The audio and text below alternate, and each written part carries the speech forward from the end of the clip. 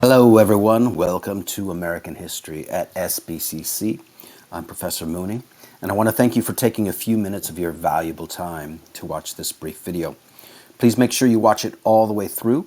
It is fairly short, and it's designed to prevent confusion, frustration, and that lost feeling by walking you step by step through the essentials that you'll need to succeed in this course. My goal is to give you the basics, just the essentials, so that you can navigate the course confidently and stay on track. So let's get started. You'll notice that we are on the course homepage. A quick note, the layout that you see in this video might look a little different from the course that you're actually enrolled in, but that's okay. The general principles of course navigation apply the same way, no matter which version of the course you're taking. So here on the home page, you'll find important information, including how to contact me, including my text number. But really, the heart of the course, the place where you'll find almost everything you need, is in the modules section. So if you ever get lost, just head over here to the modules link and click it. So what you'll see as you scroll down through all of the modules in this course, you'll notice that the course is laid out like a calendar, week by week, all the way to the end. Now, after you complete the introduction and orientation exercises, which is the very first module, you'll have full access to every page of every module so that you can work ahead if you like. So if you're just getting started, your first stop would be here in the introduction and orientation exercises and clicking on Start Here. When you click there, the pages that follow will lead you through a number of exercises that are designed to help prepare you for success in this course. Please take the time to work through them all. Don't skip and don't ignore anything. I want you to succeed, and I've designed these steps here in the introductory module to help you succeed. So once you're ready to begin with a normal week of class, what do? Well, one thing to keep in mind is that you can never get lost in this course as long as you know the date, right? As long as you know the date, you'll know exactly where to go, where we are. Because remember, the course is laid out just like a calendar here in the module section. So you just scroll down to the current date. Remember, each week of the course is labeled with the date. You just scroll down to the correct date and you will be in the right spot. So just for example, let's pretend it's week number 2 and you want to get to work. Now, in a history class, history is based on written evidence for the most part, so the fact is you need to get the reading done. Get the reading done before class. So where do you find the reading? Well, right here you'll see the very first page of every module, essential questions, reading assignments, and tasks. Here's what you've got to do, right? So let's click on this first page in the week number 2 module. So what is it you'll find when you click into each of these modules? Well, for one thing, you will see a brief introductory video.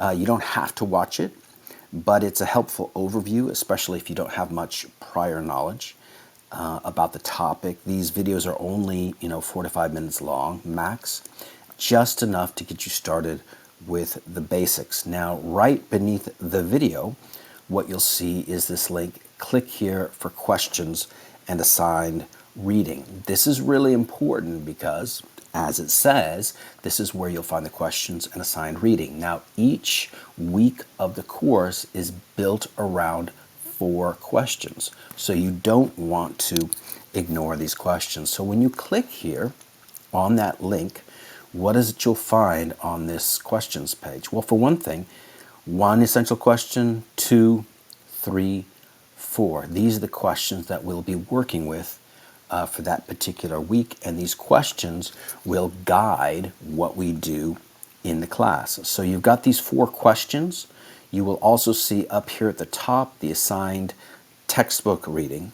that you need to get done for each week. So once you have taken a look at the questions, once you've gotten started on the reading, what is it you need to do each week? Well, come back here to the first page we were looking at, and you'll see laid out pretty clearly here what it is you need to do. There's a list: attend class, and submit your post-lecture wrap-up.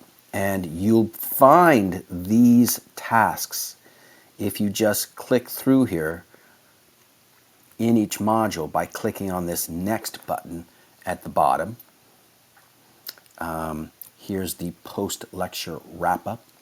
And what this is, we'll go over this in class, but just so you know, each week at the end of the week, you're going to be asked one of the questions that we study that week.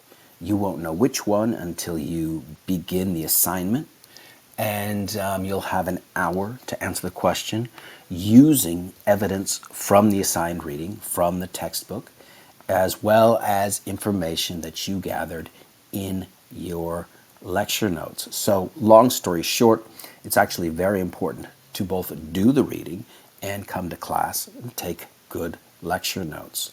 Now, one thing I think you will notice very quickly as we begin to work our way through this course, back here in the modules again, is that each week is set up in a very similar way. And on one hand, yeah, this might feel very repetitive, but it's actually helpful because once you know how the weeks are structured, you'll know exactly what to expect. This regularity means you don't have to waste time figuring out new assignments, new due dates, or new formats every week. You can just focus on the content, on the history. One other thing I wanted to mention quickly, because it's always an issue, and I think it's important. So, you guys are busy. You have very, complicated lives, a lot of responsibilities to deal with. What happens if you're not able to get work done on time by the deadline? So please listen very carefully. On one hand, I do not accept unexcused late work. However, I do accept work if you've requested an extension. In other words, if you need more time, just ask for it. How do you ask for more time? You come right here on the course homepage. What if you need more time on an assignment? And you click on the extension request form. It's a brief little form that lets me know you need more time for which assignment, and then you set the due date to get this work in, and I will hold you to that due date. Now, the thing about this is I look at it as a two-way street, right? On one hand, I give you more time, no questions asked. In return, you request the extension prior to the deadline, prior to the due date, okay? I give you more time. You're responsible enough to ask for that time prior to the assignment due date. So I'm going to try and wrap things up here. One of my main jobs is to guide you through the material to help you become a better historian, reader, writer, and analytical thinker. In past semesters, some students have struggled because they didn't fully understand how the course is set up. This video was designed to give you a clear understanding of how most everything works so that you can avoid that confusion.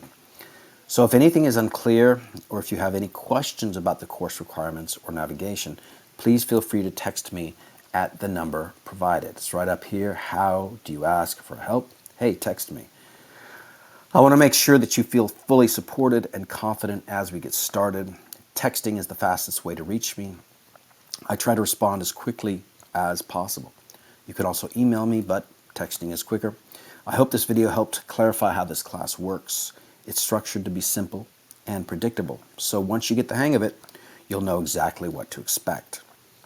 If you have any doubts, questions, if you need more additional information, don't hesitate to reach out. I'm looking forward to getting started. I hope that you are too. Let's do this.